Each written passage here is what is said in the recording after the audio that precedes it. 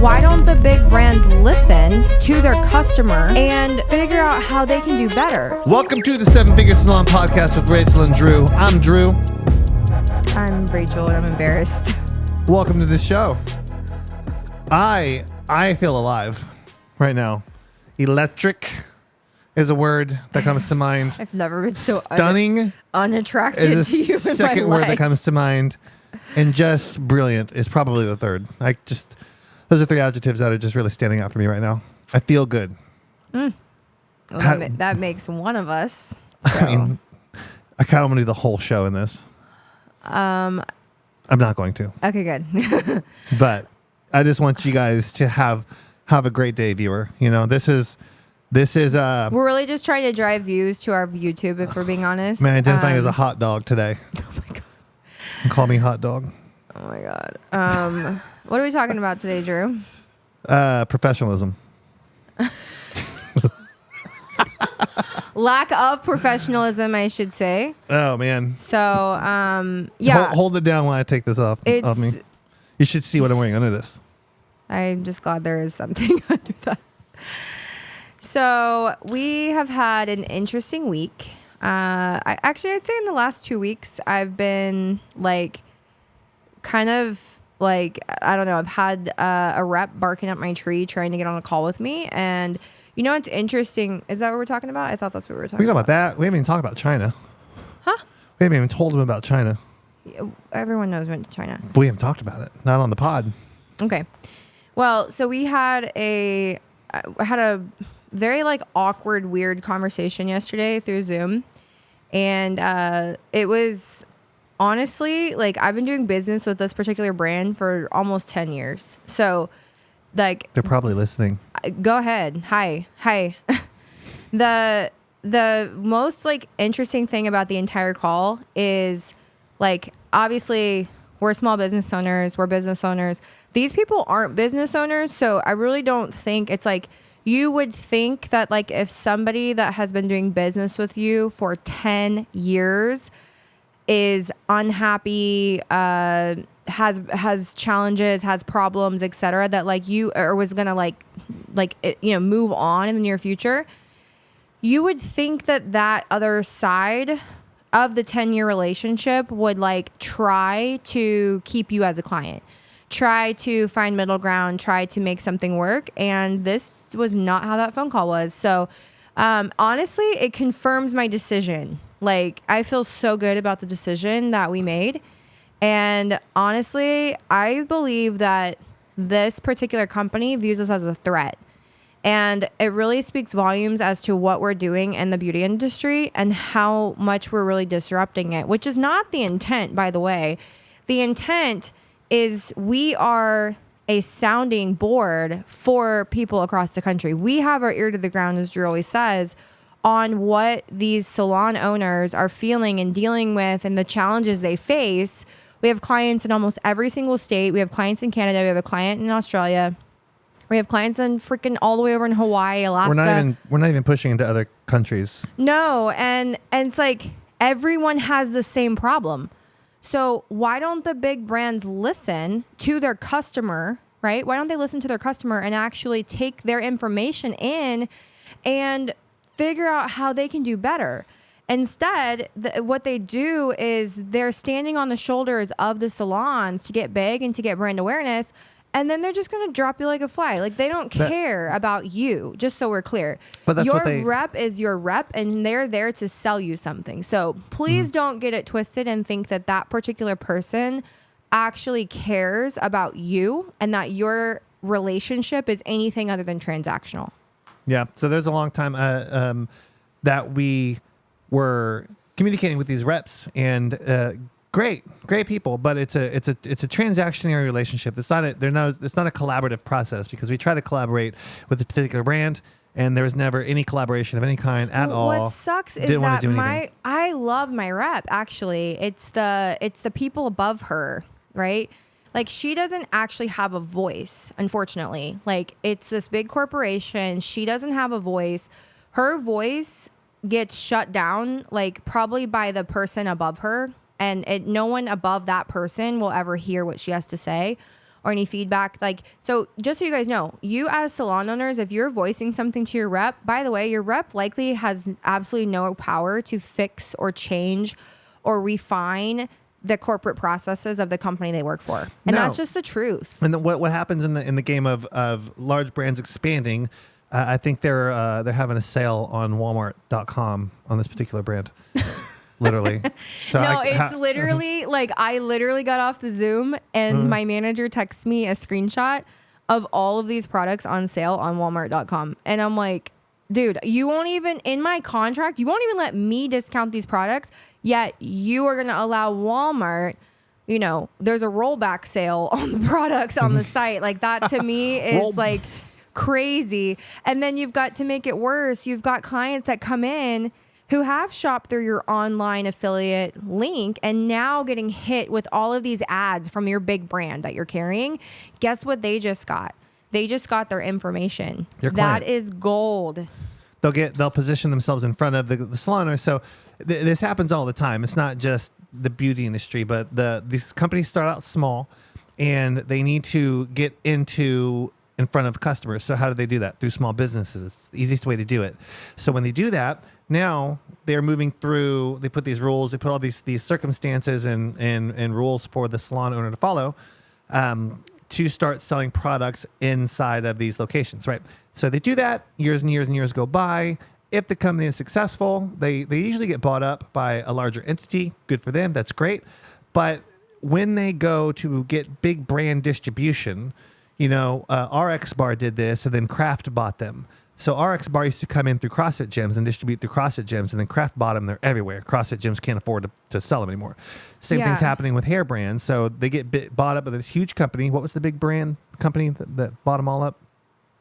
Or some of them? What are you talking about? The hair extension company? Yeah, no, the retail, the big company that bought up. Kao, K-A-O, Kao. Yeah, so Kao acquired Orbe.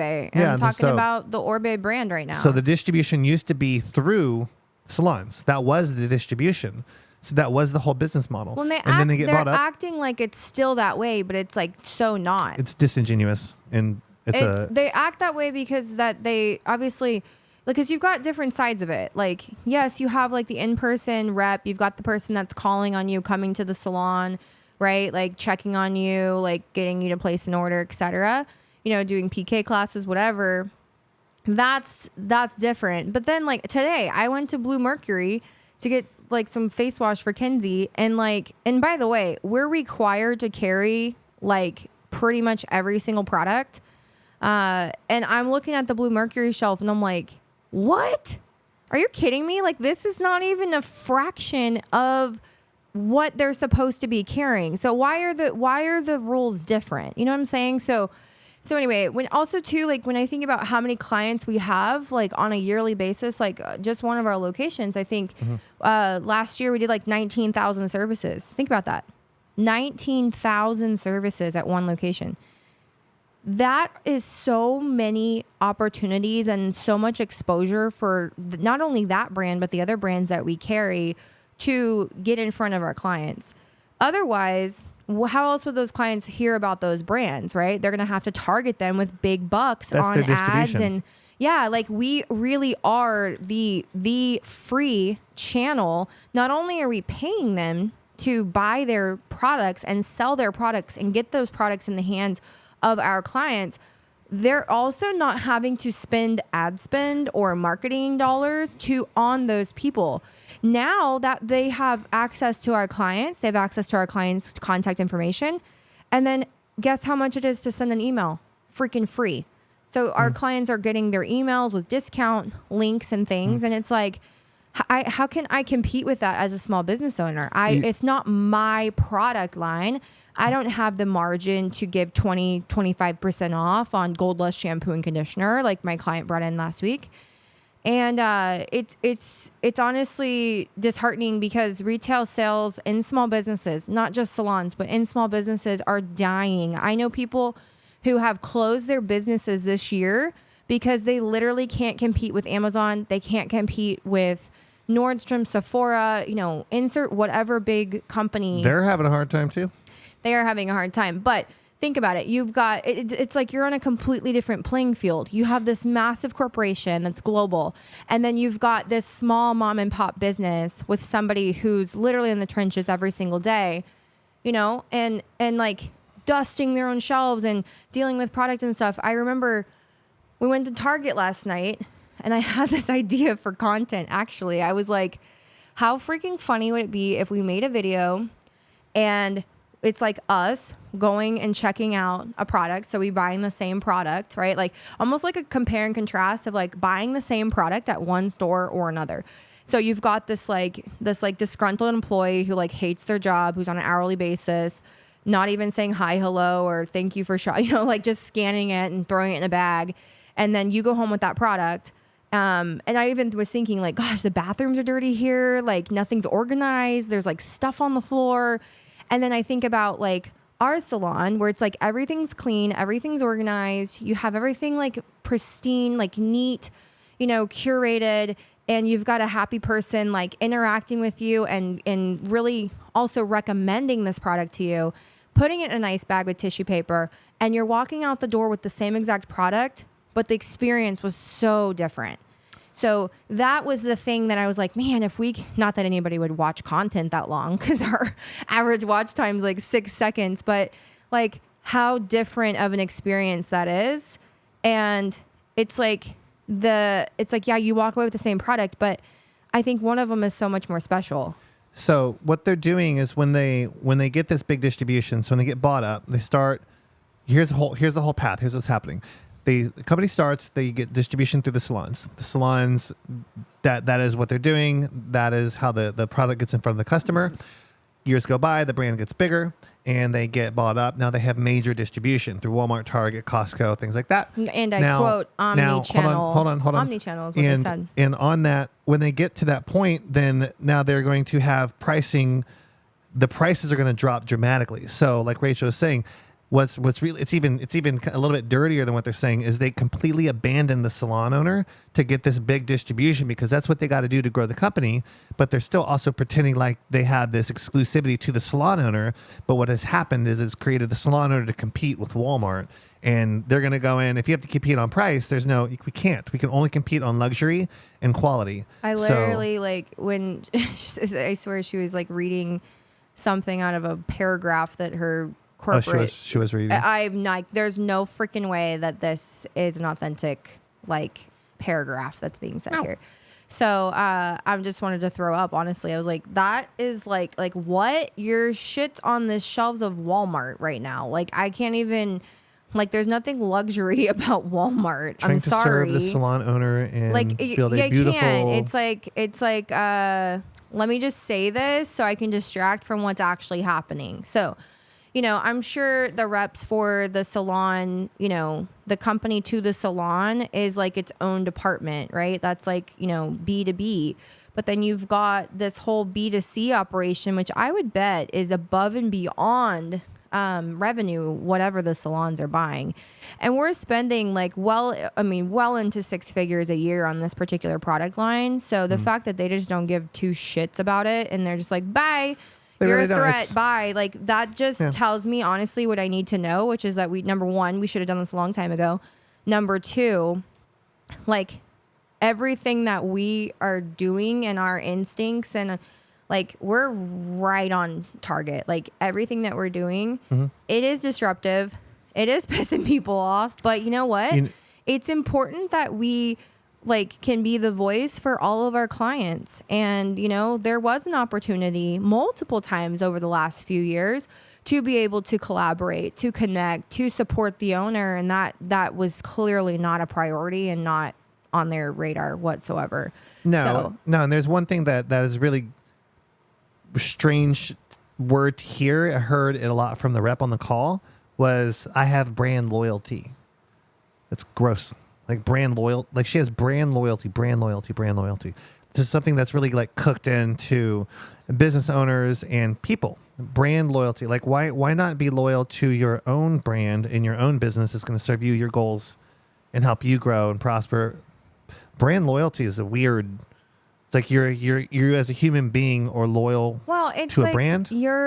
but you can't even act like you're loyal. Like, It's like their identity. Sure. You know, but like- then expecting like, but then like, it's like, okay, well, we have this standard, but we're going to go ahead and just completely abandon all of our processes, all of our requirements, our ordering requirements, the SKUs that we decide that we're going to have you carry. Like, we're going to abandon all that if you're a big corporation such as Nordstrom or Walmart or Costco or whatever.